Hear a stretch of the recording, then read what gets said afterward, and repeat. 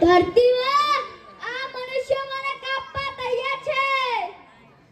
સાચી વાત છે દાદા, તમારા ડાળીઓ કપાય છે. મને તો પીડા થાય છે. તમે જ મારી સાચી ઓળખાણ છો. એ પવન, એ સૂર્ય, મને ડર લાગે છે. આ મનુષ્ય મને રોજ કાપતા જાય છે. જો વૃક્ષો નહીં હોય તો મને ચોખ્ખી હવા ક્યાંથી મળશે? હું તો ઝેરી હવાને ફરીશ અને આ બધા બીમાર પડશે. હું પૃથ્વીને ગરમી આપું છું. વૃક્ષો જમીનને ઠંડક આપે છે. જો વૃક્ષો કપાઈ જશે તો ધરતી ખૂબ ગરમ થઈ જશે.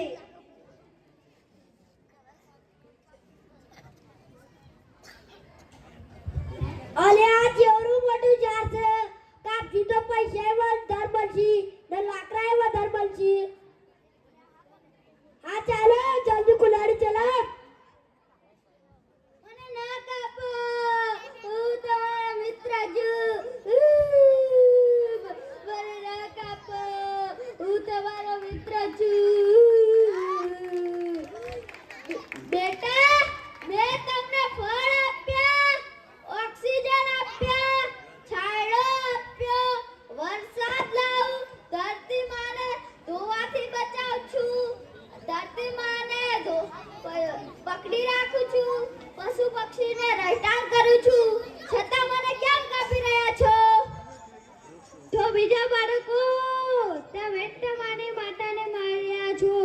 જો વૃક્ષોને વધુ વરસાદ નહીં આવે, અનાજ ક્યાંથી ઉગશે? જો કાપશો નહીં કાપશો, શ્વાસ ક્યાંથી લેશો? અને મારો તાપ આ ધરતીને બાળી નાખશે. જો વૃક્ષોનો છાંયડો નહીં, અમારાથી કેટલી મોટી ભૂલ થઈ જાય. વૃક્ષો તો આપણા જીવનનો આધાર છે. જો તમારે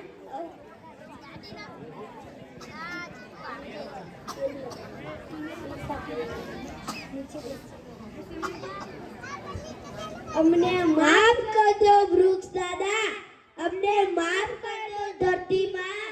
હવેથી અમે એક પણ લીલા વૃક્ષ કાપીશું નહીં. અમે દર વર્ષે નવા વૃક્ષ વાવીશું. એક કાપશું તો 10 વાવશું. જો તમે નવા વૃક્ષો વાવશો તો જ આ ધરતી સ્વચ્છ રહેશે.